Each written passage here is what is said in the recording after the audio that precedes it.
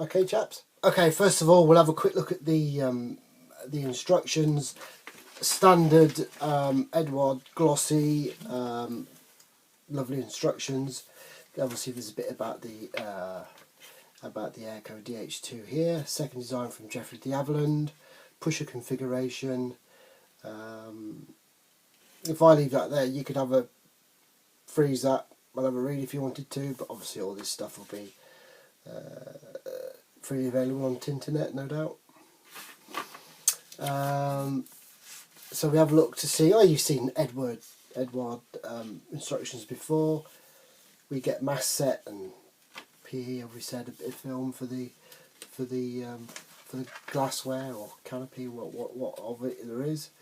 So cockpit stuff.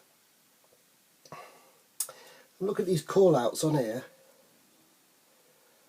338, and it's got here 338 would be light grey for this. Now I would have. Let's get me a pointer. Let's get me a pointer from somewhere. Yeah, that'll do. I would have thought that this here would have been wood. Don't you agree? 85 is sail colour. That would be the canvas, and that wood. So we'd have to change that colour probably to wood. But as we go through, you know, quite fiddly. Nothing unusual here. Cockpit, engine to go together with. Obviously, this will all be. We'll have some PE stuff for the engine. Here we go. There's no obviously jig. We'll have to have a look at the kit, see how deep these holes are, and see how well them two wings will go down together. Obviously, we'll build this out. The undercarriage, a bit of rigging there to do on that. That should be. We'll do that. We can actually do that first thing of all, just to get us into the. Get our juices flowing. Choice of props. Depending on your markings, look at the markings that we do.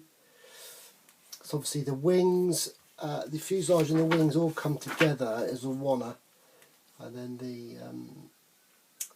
the tailplane and its struts push through into it like that. Now whether we actually do that or not, I don't know, because obviously it's all down to the bloody rigging. We might even, I think it'd be a case of completely almost finishing the whole thing and then get all this stuff together. I don't know. Oh jeez. There's for the film to be used for the not for the canopies. It's obviously for the screen for the Vickers gun there. That rigging. At least we have a reasonable diagram of the rigging. Yeah. Then we come into the call outs. So we've got number 24 Squadron RFC 1916, which is quite colourful. That's quite a nice screen. They are pretty much the same. 32 Squadron RFC 1916 again. I think, like I said before, I have a look at this before, and that looks like the one that I might do.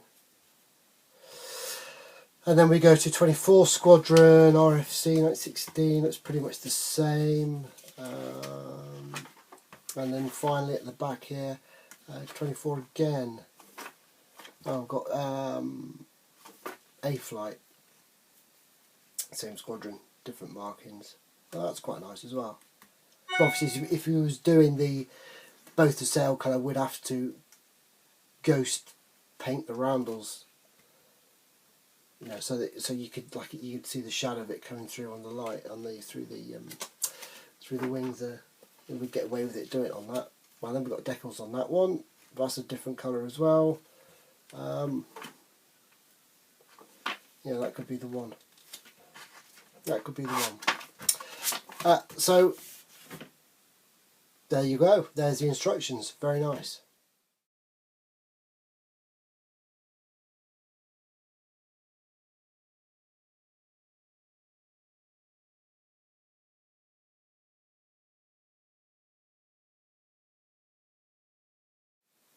So we get 3 plastic sprues, and this will be the first one that we have a quick goosey gander at. Obviously fuselage halves and top and bottom wings.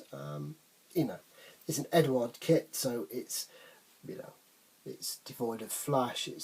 The moulding's very good. Internally on the fuselage, this is what I say about the instructions calls this out for being a grey colour. You know, it can't, unless it's painted, but I would imagine it would be that would be wood. So spray the internal, mask this off and spray again the wood. Oh wow, bit of masking job there. Wheels, tiny little wheels, look here, pink rubber by looking at it. And we was looking at these holes, weren't we, for the struts. They are there, not particularly deep. Whether we deepen them out to take the struts, because there is no jig. But you know, moulding's very nice. It's all there.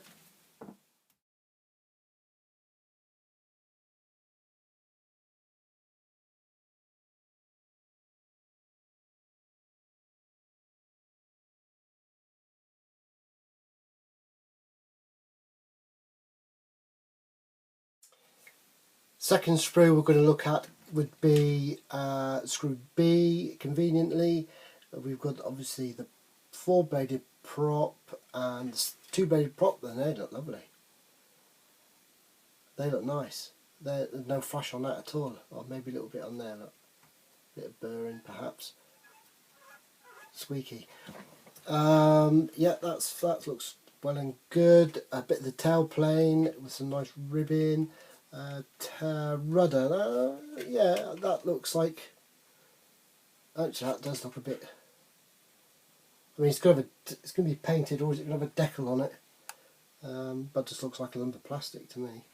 Nothing special with that, but you know, it's okay. It's okay. Here's part of the engine. That's quite nice.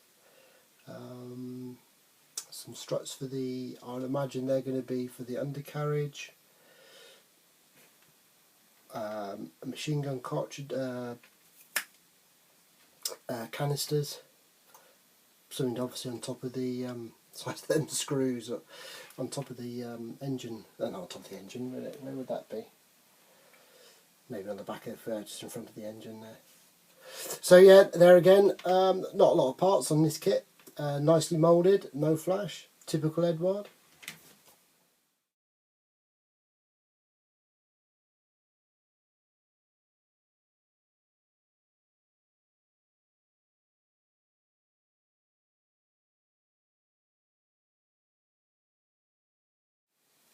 And then we get to obviously the sprue number 3.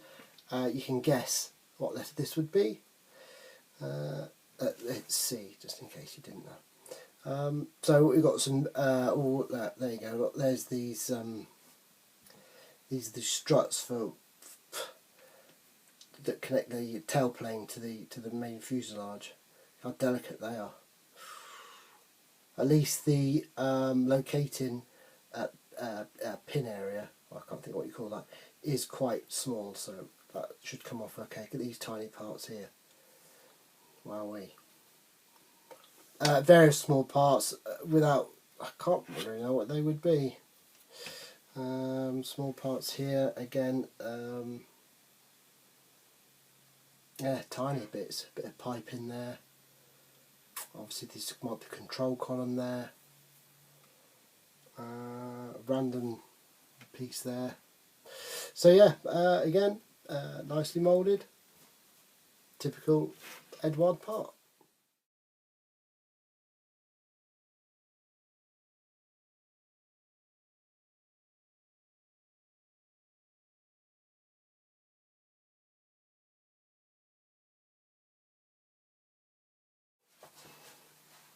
The fourth thing that we can look at, this is whiting out a little bit, I'll put it like that, hopefully it should be okay, is the PE. I won't get out of its bag, and there's a bit of film there, let's get that right.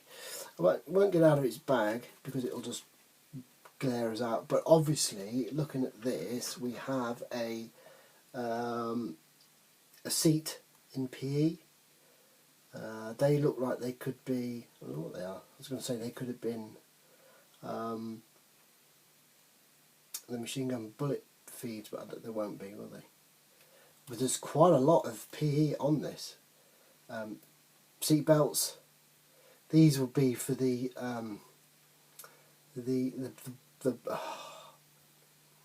bullet casing for the machine guns. These could be for the dials. There's quite a lot for a tiny little biplane. There's quite a lot of yummy PE to play with, especially these tiny little pieces here. Anyway, well, you know, it's a nice little sheet there and some film.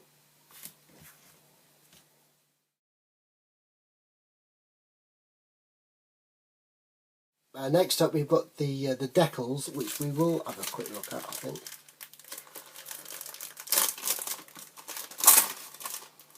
We're going to be using paint-wise Aqueous on this. You might be aware, you might not be aware, you probably don't even care that I've been using a lot of MRP lately, the Mr. Paint lacquer stuff. But I have actually happened to have the Aqueous stuff just there in front of me, so we'll be using that. Right, okay, decals are nice and bright. They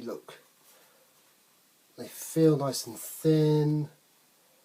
They look like they're all where they should be. We've got dial decals.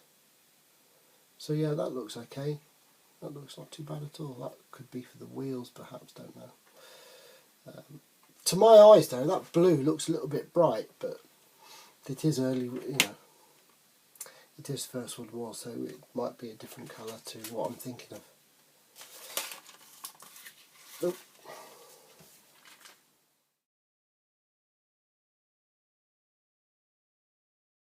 And finally, we have a mask set for, what would this be for? This is for the wheels. And where's the wheels? There's a bit of masking on the for the paintwork underneath the fuselage. If I can find the there we go. If I get the instructions back out again. So yeah, we've got a mask set for there, which is going to be. Oh, I don't need it on that one. Don't need it for that one. That's fine then. That's what I'm doing. Markings A and C only, so it's just there. Look, what you have a mask for. No good for me. I won't be using it. And then various other bits of mask that up perhaps. It's obviously going to be for the wheels, but you know it's there anyway. Should you require it? Just a little masking set. So guys, that brings a quick look at this to an end. The main thing I'm worried about, obviously, goes without saying, I know you know exactly what I'm going to be saying, would be the rigging. My last First World War aircraft that I built was an Eduard Camel for my own group build, and it was a bit of a disaster when I got to the rigging. So that's something I thought we would take on something a bit even worse. So there you go. So this concludes our quick run through of the Airco DH-2, a kit by Eduard. Thanks very much, chaps. It seems like a relatively simple-ish kit to put together. Quite a lot of PE for something so tiny. The rigging obviously is going to be an issue. On British Aviation in Scale, my Facebook group, which you might be aware of, come and have a look if you're not. Come find us on Facebook, and I'll probably put a link underneath. We had a group build in the summer, early summer of 2018, if this isn't watching this later at a later date, about the RF 100th birthday centenary. And I did, which is down there, I started a Eduard Camel with PE, and it was going okay. It was alright. I was kind of happy with it, being my first biplane for many since I was a little tacker. Until we got to the damn rigging, and I know at the time I rushed into it. I was worried, I was anxious, I wanted to get it done. Let's get on with it, and consequently I bullsed it right up. It's still down there. waiting for me to have another go at it. So what I thought we'd do, we'll try something harder. There's tons of rigging on this. What an idiot boy I am. Anyway, we'll have a go at this and see if we can not screw it up this time. But I mean, it's a nice looking little aeroplane, isn't it? Different configuration, being a pusher. Quite revolutionary at the time. It didn't have to worry about firing through the propeller as early British biplanes did, because they couldn't work out the mechanism like the Germans did. So when this came onto the scene, it did quite well, and obviously during the First World War, which is so interesting, planes were obsolete almost straight away. The quickness of getting new designs out during the First World War is amazing, on both sides. All four sides. So it makes it a real interesting subject to do, First World War, but it's that bloody... I think once we do it once and get the hang of it and get the patience for it, I think then we can have a go at the wing that I've got over here as well. Okay, I am waffling quite a bit, so I'll let you get on with your lives. Thanks for watching this, and I will see you on Facebook. I'll see you around, and come say hello. Okay chaps, I'll see you later. Happy modelling and cheerio.